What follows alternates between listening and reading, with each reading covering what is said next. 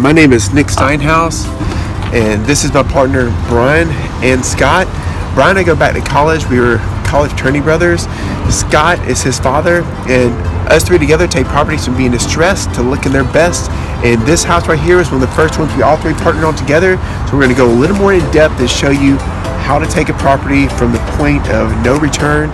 This house needs some massive renovation to looking like the best house in the neighborhood. The house is finished. Let's go take a look. I recall Central Park and Fall.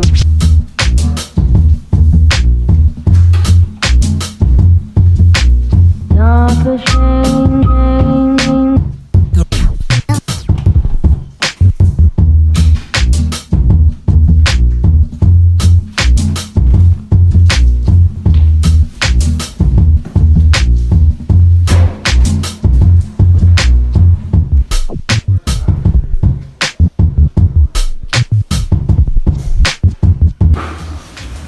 Over the weekend, we got the ceiling stippling done. Most of it, we're still trying to finish it today. Not the shame.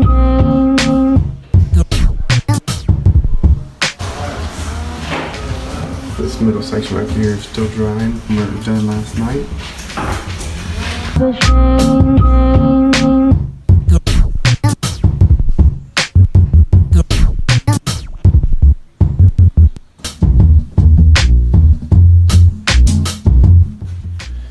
Okay, so today was the first day back after a 3-day weekend, which turned out to not be a very productive day. There's like this much productivity done today. We finally decided to, instead of salvaging these old doors and framing it, like building new frames for them, we just are scrapping them all together and buying totally new doors. So today was kind of like peeing in the wind, wet and uncomfortable, because we got nothing done. But tomorrow, we should set up the doors, start running the baseboard, finish the last bit of the sheetrock, and hopefully start getting ready to kilt all the walls so we can get this wrapped up.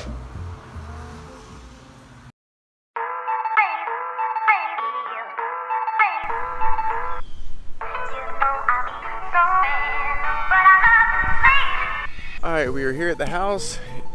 It is now day 18. Yesterday was our day just coming back from like a 3-day weekend.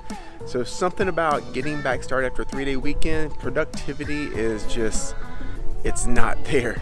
So we had a very unproductive day yesterday, but we did, I guess, accomplish some decisions.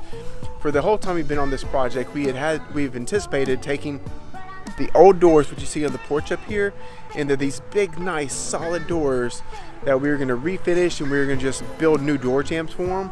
But as we were going through, buying the wood for the door jambs, trying to line them up and plan them out, we just realized it was going to be a lot of effort, probably more so than we wanted to put in. And to install the 7 doors that we have and build new trim for them was going to be about $340 for all the wood. And we kind of weighed our options and decided to just get rid of those doors and get entirely new door frames and doors. And the difference in cost was like $250, and the time savings is going to be huge. So we are saving time, not using the old doors, and we bought new doors with new casing that we're going to be installing today. And since we're doing that, we will have all the doors in the house installed within like half a day instead of like an entire day of trying to fit these old doors, because these old doors have been ripped down. They're not completely square. There's a lot of like things with them that make them a little more challenging, and they're heavy, so you got to have a really solid door frame to actually hold them. So I think we're making a pretty good decision on that. Now, one of the things that's been holding us up with this job, because we've made great progress being on our 4th week on the job. One thing that's holding us up is sheetrock. We've got to finish sheetrock, and there's only one of us that is really good at finishing sheetrock. So being one person that's doing pretty much all the finishing and all the stippling makes it a time-consuming process. But that should be getting wrapped up today, and tomorrow, after all the sheetrock's done, we should be able to go through the house, spray kilt all the walls, the ceiling, to seal everything in and basically put a primer coat on it. And then after that, we start painting, start running baseboard, crown mold. We're running crown throughout the entire house. And this project will be really looking super nice. But let's go ahead inside and let's take a look at where we are right now.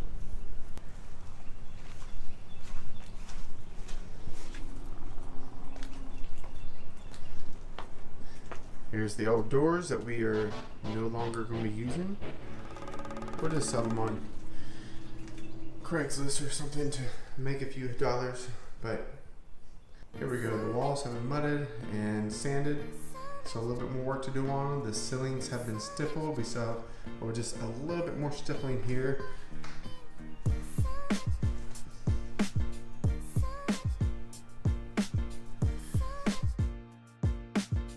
This section was a little bit delayed just because we had to figure out what we were doing with the tankless hot water heater.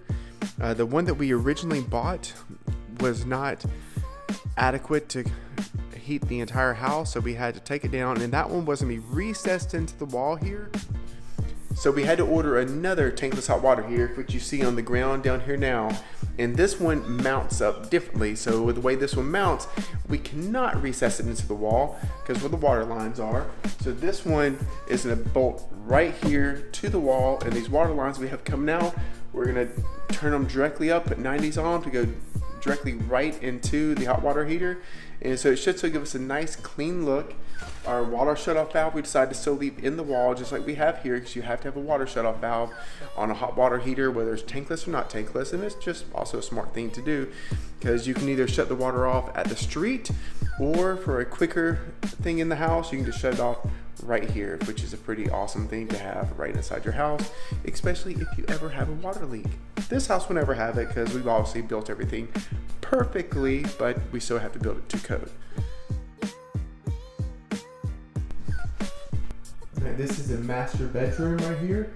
Here's our master closet. There's a master bath.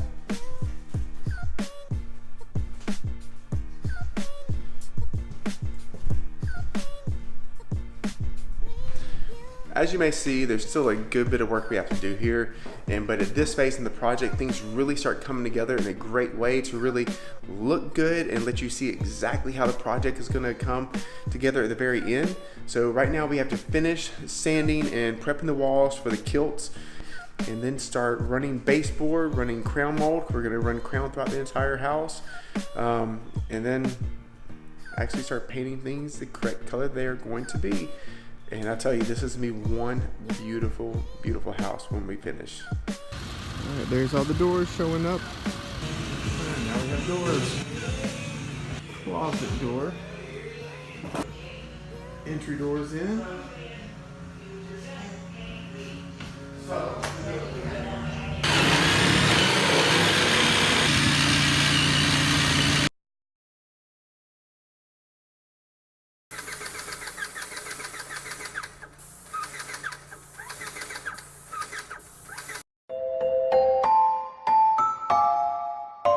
I think your line's a little crooked. You can go bother him. Alright, while I was sitting up at Starbucks editing this section of the video, I realized it looked like they were doing the majority of the work on that day. I just want to set the record straight that that is definitely not the case. I just happen to be the only one filming, so sometimes it will look like they are doing a little bit more work, but that is definitely so far from the truth. Actually, I did the majority of the work, and I video everything. Some do it all, some do nothing. Like, same color here, same color here, same color here, same pattern. My work is perfection. But my work is also, you know, I can't wait to see how much caulking is on those windows. a lot faster pace. I can't wait to see it. I'm dealing with a simple-minded person here, so I'm trying another opinion about this stone we got. Do you think this stone should have been a darker color to offset the white, or do you think this color right here is good? And I'll let you know what my opinion was after you vote for it. This is a step board that we're gonna have down, and the gables be like a light gray color.